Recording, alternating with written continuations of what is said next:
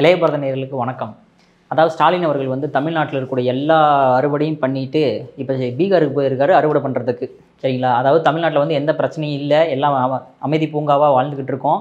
இங்கே இருக்கிற பிரச்சனைலாம் முடிச்சுட்டு பீகாரில் இருக்கக்கூடிய பிரச்சனைக்கு வந்து ராகுல் காந்தி குரல் கொடுக்கறதுக்காக போயிருக்கிறாரு. ஆனால் எந்த குரலில் கொடுப்பாருன்னு தெரில. திருவள்ளுவர் சொன்ன அந்த குரலில் கொடுப்பாரா, இல்லை இவங்களுக்கு ஹிந்தி தெரியாது போடா அப்படின்னு சொல்லி சுற்றிட்டு இருக்கிற குரலில் கொடுத்துக்கிட்டு இருப்பாங்களா அப்படின்றதெல்லாம் தெரியல.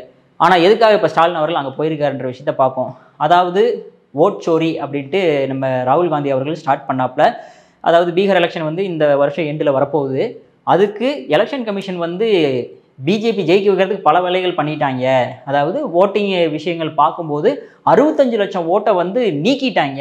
ஒன்றா இறந்துட்டேன்னு சொல்லிட்டாங்க, இல்லைனா அங்கேருந்து இங்கே வந்தவங்க அப்படி இப்படின்னு சொல்லி 65 லட்சம் ஓட்டை நீக்கிட்டாங்க. அதெல்லாமே எங்கள் கட்சிக்காரங்க அப்படின்ற மாதிரி சொல்லியிருக்கிறாங்க. அதுக்கு ஒரு போராட்டம் பண்ணுற மாதிரி யாத்ரா நடத்துகிறாரு. அந்த யாத்ரா என்ன அப்படின்னு பார்த்தோம்னா ஓட்டர் அதிகார யாத்ரா அப்படின்ற ஒரு யாத்திரையை நடத்துகிறாரு. அது வந்து 17 ஆரம்பிச்சிட்டாரு, ஆகஸ்ட் 17 ஆரம்பிச்சிட்டாரு. ஒவ்வொன்றா எல்லாருமே ஆட் பண்ணிகிட்டே போகிறாங்க. இவங்க வந்து ஹெல்ப் பண்ணுங்க, அவங்க வந்து ஹெல்ப் பண்ணுங்க அப்படின்ட்டு. அந்த யாத்திராவில் வந்து நம்ம ஸ்டாலின் அவர்களும் கலந்துக்கிறதுக்காக தமிழ்நாட்டில் இருந்து இருக்கக்கூடிய எல்லா பிரச்சனையும் சால்வ் பண்ணிட்டு அங்கே போயிருக்கிறாரு. எல்லாத்தோட கேள்வி என்னவா இருக்குது அப்படின்னா, எத்தனை நாள் வந்து வெயில் மழைன்னு பார்க்காம அந்த ரிப்பன் பில்டிங் முன்னாடி அவ்வளோ நாள் படுத்து கிடந்து சோறு தண்ணி இல்லாமல் கஷ்டப்பட்டுட்டு இருக்கிற போய் ஒரு செகண்டு பார்க்க வக்கில் அவங்களுக்குலாம் பீகார் கிளம்பி போயாச்சு. அது யாத்திரை நடத்திக்கிட்டு இருக்காங்க. அதில் காரில் வந்து இப்படி பிடிச்சிட்டு ஆட்டுது. கைப்போல கிளம்பிட்டாருங்க, எத்தனை தலை உருள போதோ அப்படின்ற மாதிரி இங்கேருந்து கிளம்பி பீகாருக்கு போயாச்சு. 3 பேர்த்தோட அந்த 3 Idiots போஸ்டர் பார்த்தீங்க அப்படின்னா அதே மாதிரி அவங்கள மாதிரியே இருப்பாங்க. அந்த மாதிரி தான் அவங்க இங்கேருந்து கிளம்பி போயிருக்கிறாரு. இங்கே தமிழ்நாட்டில் 1000 பிரச்சனையை பேசிகிட்டு இருக்கிறாங்க. உங்களை கேள்வி மேலே கேள்வி கேட்டு நாக்க கொடுக்குற மாதிரி பண்ணிட்டு இருக்காங்க. இன்னும் 6 மாதம் தான் வந்து எலெக்ஷனுக்கே இருக்குது. இதில் அத்தனை ஊழல்கள் பண்ணி வச்சுட்டு அங்கே போய் நாங்கள் வந்து ராகுல் காந்தி அவர்கள் எவ்வளோ பெரிய தைரியமான அவர் தெரியுமா, அவர் உங்களோட உருட்டலுக்கு மிரட்டலுக்குலாம் பயப்பட மாட்டாருன்னு அங்கே பேசிக்கிட்டு இருக்கீங்க. இங்கே உட்காந்துட்டு அதே வசனம் தான், எங்களை உருட்டவும் முடியாது, மிரட்டவும் முடியாது, யாருக்கும் அடிபணிய மாட்டோம், அதே டைலாக அங்கே போயிட்டு தமிழில் பேசுகிறீங்க. ஒரே ஒரு டவுட் எழுது, என்ன அப்படின்னா வெஸ்ட் பெங்கால் போகும்போது மம்தா பானர்ஜிகிட்ட வந்து பெங்காலியில் பேசுனீங்க. பாங்காலேர் பாகிதேர் தமிழ்நாடூர் ஸ்டாலினேர் பிரேம்போரா நமஸ்கார் ஹாஜர் மைல் தூர் தேக்கே தூரே தக்கலேவோ ஆம்ரா அக்தை ஷாமிலயோ ஆட்சி கொல்கத்தா திண்டுக்கல் ஜாதியோ ராஸ்தா. ஏன் இங்கே பீகாரில் அதே 2 லைன் மட்டும் ஹிந்தியில் பேசியிருக்கலாம்ல? பேசியிருந்த உங்களோட வண்டவாளம் தண்டவாளம் தமிழ்நாட்டு கிளிகளையும் கிழிச்சிருப்பாங்க இல்லை? அந்த காரணத்துக்காக தான் சார் வந்து அங்கே போய் வந்து ஹிந்தியில் 2 வார்த்தை கூட, வணக்கம்ன்ற வார்த்தை கூட வந்து ஹிந்தியில் சொல்லக்கூடாதுன்ட்டு தமிழில் சொல்லியிருக்கிறாரு. அதையாவது உருப்படியாக சொல்லணுமா இல்லையா? தமிழில் பேசுகிறீங்க. அது பார்த்து படிக்கும்போது கூட வந்து my dear brother Rajiv Gandhi அவர்களே, ராஜீவ் காந்தி அவர்கள் போய் பல வருஷம் ஆட்சி தலைவரே, அவரை தான் கொண்டு போய் கட்டி பிடிச்சிங்க நீங்கள். இது எல்லாமே வரலாறு பேசுமா பேசாதா? இது கூட தெரியாமல் போயிட்டு அங்கே போயிட்டு my dear brother Rajiv Gandhi அவர்களே மறந்துட்டார். அதையுமே மறந்துட்டார். அதுவுமே இங்கே இருக்கிறவங்க எப்படியாப்பட்ட ஆட்கள், நம்ம ஆட்கள் பார்த்தீங்கன்னா ஐயோ ராஜீவ் காந்தின்னு சொல்லிட்டாரு, இதை ராகுல் காந்தியை மாற்றணுமே அப்படின்ட்டு உடனே ராகுல் காந்தின்னு போட்டு மாற்றிட்டு அந்த அண்ணாமலை அவர்கள் சூப்பராக போட்டிருக்காரு, பேட்ச் ஒர்க் செம்மையாக பண்ணியிருக்காங்க அப்படின்ட்டு அந்த ராகுல் காந்தி அப்படின்ற வேர்டு மட்டும் சவுண்ட் டிஃப்ரெண்ட்டாக வரும் பாருங்க. அந்த அளவுக்கு நடந்துகிட்டு இருக்குது அங்கே பீகாரில். வாக்காளர் அதிகார யாத்திரை நடத்தக்கூடிய my dear brother Rajiv Gandhi அவர்களே, my dear brother Rajiv Gandhi அவர்களே, வாக்காளர் அதிகார யாத்திரை நடத்தக்கூடிய மை டியர் பிரதர் ராகுல் காந்தி அவர்களே, மை டியர் பிரதர் ராகுல் காந்தி அவர்களே.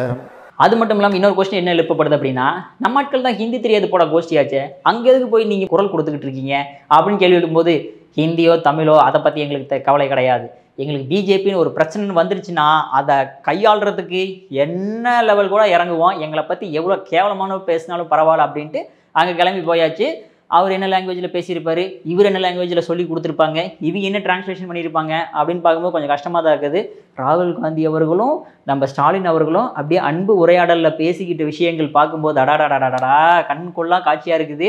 ஆனால் அதிகமாக பேசிக்கலங்கிறது தகவல் வந்து சேருது நம்மளுக்கு. இப்படி தான் இருக்கும்போது நம்ம தமிழ்நாட்டில் இருக்கக்கூடிய, அதாவது திமுகவில் இருக்கக்கூடிய அமைச்சர்களாகட்டும் இல்லை மற்றவங்களாகட்டும் முன்னாடி சொன்ன விஷயங்கள் எல்லாத்தையுமே ஒரு சின்ன வீடியோவாக அண்ணாமலை அவர்கள் எடுத்து அழகாக ஒரு கிளிப்பாக போட்டார். நீ பீகார் தானே போகிற, பீகாரில் நீ என்னென்ன பேசியிருக்க அப்படின்னு போட்டுட்டு ஹிந்தியில் வந்து சப்டைட்டிலும் போட்டு தான் அனுப்பி விட்டுருக்கிறாரு நம்ம அண்ணாமலை அவர்கள். இன்னொரு டவுட் நம்மளுக்கு என்ன வருது அப்படின்னு பார்த்தீங்கன்னா, பீகாரில் இருக்கக்கூடிய பாஜகவினரெலாம் என்ன பண்ணிக்கிட்டு இருக்காங்கன்னு தெரியல. ஸ்டாலின் வரும்போதே வந்து எங்களை என்னென்னலாம் சொல்லியிருக்க நீ எப்போ நீ பீகாருக்குள்ளே வரலாம் அப்படின்ட்டு சும்மா கோ பேக் ஸ்டாலின் போட்டு ட்ரெண்ட் ஆகியிருக்கணுமா இல்லையா? பண்ணலை. அது ஏன் அப்படி ஆச்சுன்னு தெரியல. சரி, ஓகே, என்னென்ன சொல்லியிருக்காங்க அப்படின்னு பார்த்தோம்னா, ஃபஸ்ட்டு நம்ம ஆர்எஸ் பாரதி சொல்லவே தேவையில்லை. எப்போ பார்த்தாலுமே வந்து அவனுக்கு முட்டாளுங்க அறிவில்லாதவனுங்க அப்படின்னு சொன்னார். கேஎன் நேருமே அவருமே என்ன சொல்லியிருக்காருன்னா, இந்திய தமிழர்களை கம்பேர் பண்ணும்போது அவனுக்கு வந்து முட்டாள்கள் தானே, ஏன்னா எல்லாமே காப்பி அடிக்கிறதுக்கு தானே வந்து அவனுங்களாம் வந்து பிரபலமானவனுங்க அப்படின்னு சொல்லியிருக்காரு. அது மட்டும் இல்லாமல் நம்ம துரைமுருகன் அவனுக்கு குளிக்க மாட்டானுங்க, 5 நாள் ட்ரெயினில் போனாலும் குளிக்க மாட்டானுங்க, பார்க்க போட்டு அசுத்தமாக இருப்பானுங்க அப்படின்னு சொன்னவங்க. இப்படி சொல்லிட்டு இருக்கும்போது நம்ம தயாநிதி மாறன் அவர்கள்லாம் வந்து நம்ம சுந்தர் பிச்சையெல்லாம் தமிழ் கற்றுக்கிட்டவர் தான், ஹிந்தி தெரியாது, இருந்தாலும் வேர்ல்டு லெவலில் இருக்கிறாரு. ஆனால் அந்த பீகாரிகள்லாம் நம்ம வீட்டில் என்ன பண்ணிக்கிட்டு இருக்காங்க, தமிழ் கற்றுக்கிட்டு வந்து பில்டிங் கட்டிக்கிட்டு இருக்கானுங்க, கக்கூஸ் கழுவிக்கிட்டு இருக்கானுங்க அப்படின்னு சொன்னார். இது ஒருபடி மேலே போய் டிஆர்பி ராஜாலாம் வந்து பீகாரி சார் ரேபிஸ்ட்டு அந்த அளவுக்கு பேசியிருக்காங்க. இந்த அளவுக்கு பேசிட்டு எப்படி ஸ்டாலின் அவர்கள் வந்து இங்கிருந்து தைரியமாக பீகாருக்கே போய் பேசுகிறாரு அப்படிங்கும்போது அங்கே இருக்கக்கூடிய பாஜகவினர் தான் நம்ம கேள்வி எழுப்ப வேண்டியதாக இருக்குது. இன்னைக்கு நம்ம என்ன சொன்னோம், தமிழ் படிங்க, ஆங்கிலம் படிங்க, படிச்சோமா? இன்னைக்கு பாருங்க, கூகுளோட தலைவரா சுந்தர் பிச்சைன்னு ஒருத்தர் தமிழ்நாட்டை சேர்ந்தவர், அவர் ஹிந்தி படிச்சிருந்தா என்ன பண்ணிருப்பாரு, செங்கல் வச்சு வீடு கட்டிட்டு இருப்பாரு. உங்களுக்கு நல்லா தெரியும். இன்னைக்கு பில்டிங் கட்டுறது யாருங்க?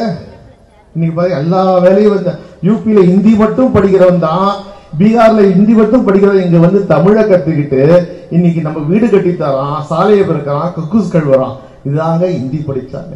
ஹிந்தி படிச்சா வேலை கிடைக்கணும், கிடைக்கல. ஹிந்தி நம்ம ஊர்ல கோயம்புத்தூர்ல போய் பாருங்க, பானிபூரி வச்சுக்கிறோம், எந்த கடை யாரு எல்லாம் அவன்தான். மற்ற ஊர்ல எல்லாம் முட்டாளா இருக்கிற அறிவே கிடையாது, வட மாநிலத்தில் இருக்கணும்.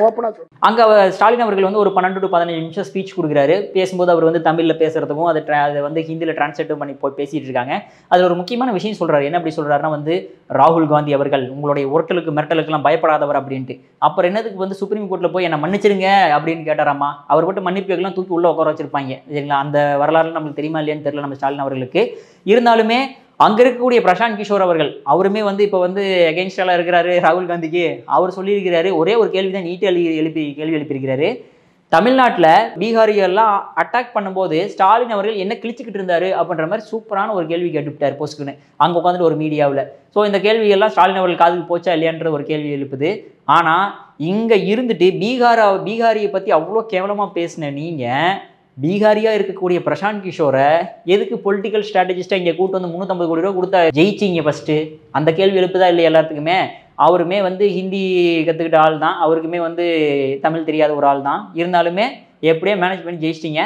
தமிழ்நாட்டில் இவ்வளோ ப்ராப்ளம்ஸ் இருக்கும்போது அதெல்லாம் கண்டுக்காமல் அவங்களெல்லாம் வந்து எதையுமே யோசிக்காமல் நேராக பீகார் போயிட்டு 2 days ஜாலியாக அங்கே வந்து எல்லா இந்தி கூட்டணியையும் பார்த்து பேசிட்டு, இந்தி கூட்டணி மிகப்பெரிய வெற்றி பெறுமாமா. அங்கே தான் வந்து பயமாக இருக்குது எல்லாத்துக்குமே.